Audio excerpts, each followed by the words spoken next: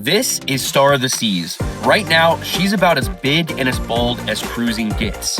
20 decks, 8 completely different neighborhoods, the largest pool ever put on a ship, the biggest water park at sea, and a glowing, color-shifting orb in the middle of it all called the Pearl. Over the next few minutes, I'm taking you through top to bottom, front to back on this magnificent ship. By the end of this video, you'll know if Star is right for your next cruise. Hey guys, it's Ryan from Cruisers Club, and it's time to get on board Royal Caribbean's Star of the Seas. Let's get into it. Quick lay of the land first.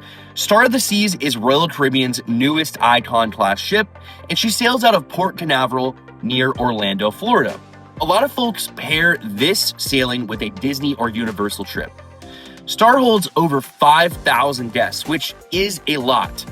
And it might sound daunting, but here's the cool part.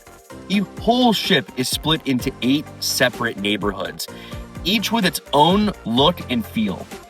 Some are built for families and with little kids, a couple are strictly adults only, and one is basically a private beach club hanging off the side of the ship. We're gonna start low and work our way up. So first stop, the Royal Promenade. The Royal Promenade is the beating heart of the ship. 2 decks high, lined the whole way with restaurants, bars, lounges, and shops. And it's the spot you'll walk through more than anywhere else during your sailing. The second you step in though, your eyes will go to this, the Pearl.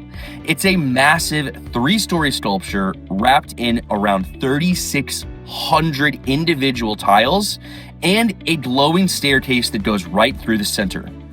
It connects deck 5 and 6, and by the day it shimmers, and at night the tiles ripple through colors, and it becomes the go-to photo spot during your sailing. If you're looking for a family photo, in front of the Pearl is definitely a good option. Food-wise on the promenade, you've got Sorrento's for pizza, the Pearl Cafe for quick sandwiches and coffee, and up on deck 6, Giovanni's Italian Kitchen and Wine Bar. Your sit-down Italian with some of the best window seats on the ship. And also, yes, there is a full-blown Starbucks location on the ship. Not just Starbucks brew coffee, but your favorite frappuccinos and espresso drinks from Starbucks. Once the sun goes down, the promenade lights up. You can go to Boleros for Latin music and salsa dancing, the OG Schooner Bar, which if you've been on a Royal Caribbean ship, you know all about the Schooner Bar. This is a great place to grab a cocktail and just chill. You also have dueling pianos, which is a fun and a tad chaotic environment. Make sure you come with some recommendations and some requests for music. These guys are incredible. On the opposite end of the promenade, you also have Playmakers. Playmakers is a sports bar. It's on several Royal Caribbean ships, but this one in particular on Star is something you do not want to miss. You kind of feel like you're in a basement because there's no windows, it's a little dark, but you've got screens everywhere with live sports, beers flowing, and great bar food. And here's a tip that nobody talks about. Sorrento's, I'm telling you, is the place to go. Yes, it's pizza, but man, at 2 a.m., 3 a.m. after you've had some drinks in you, grabbing a quick bite to eat, a slice of pizza, I'm telling you, there is nothing better than that. All right, moving on. This is Central Park. And I know, a park in the middle of a cruise ship sounds absolutely wild. But you walk out here and you are suddenly outside. You're open to the sky, you're standing in a real garden with tens of thousands of actual live plants. It climbs 5 decks up, and either side of you, it's calm, green, and weirdly peaceful, especially at night. With the lights low and live music drifting throughout, it is an absolute experience. This is the grown-up foodie corner of the ship. You've got Chops Grille, which is your onboard steakhouse, Izumi Hibachi and Sushi, which handles the Japanese side, along with the Izumi in the Park window, which is so good and open throughout the day. You can get sushi, you can get milkshakes. It is, so good.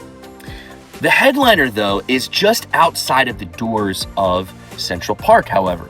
you have Lincoln Park Supper Club, which is an intimate multi-course dinner with live jazz, and the whole thing is themed around 1930s Chicago.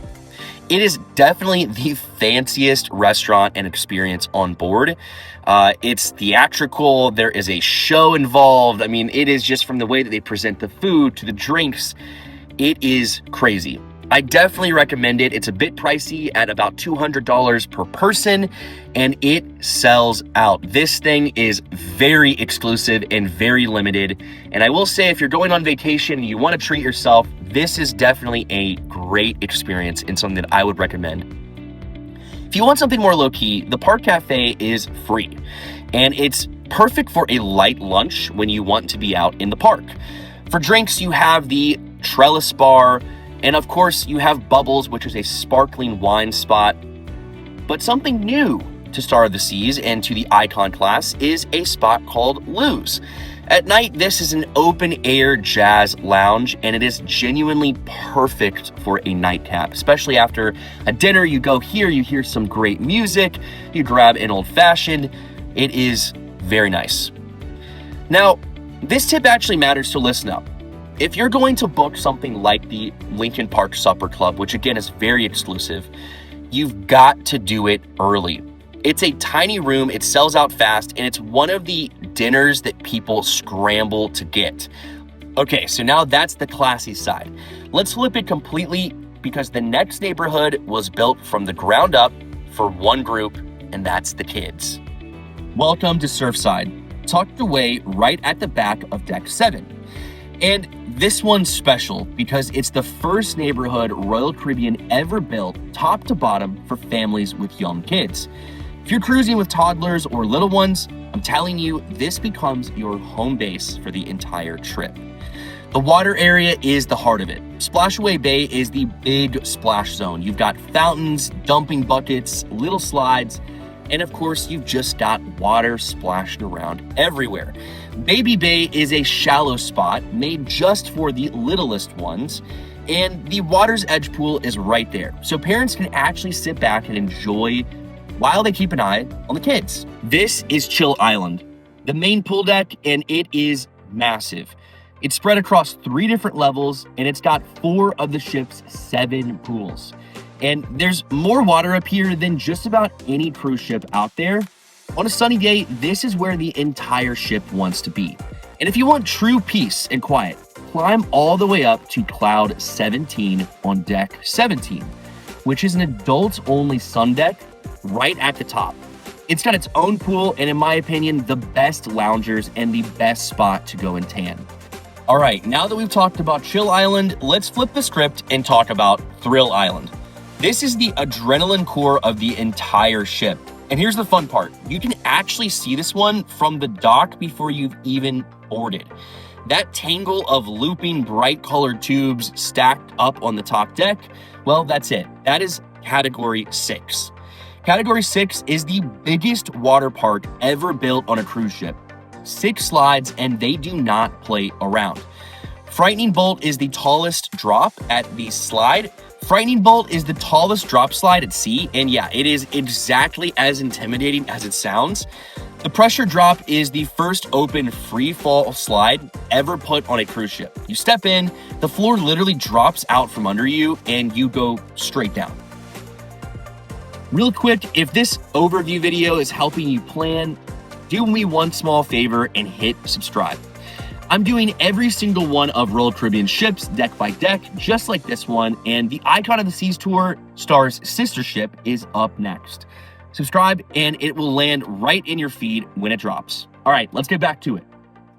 What's next is one of my favorite spaces on the entire ship, and it is no contest. This is the Hideaway. It's an adults-only escape at the very back of the ship. 18 and over only, and it's the centerpiece of something very fun. A suspended infinity pool. It's actually hanging over the side of the ship, 8 stories above the water, with nothing but glass between you and the ocean behind you. The first time you see it, it kind of stops you in your tracks.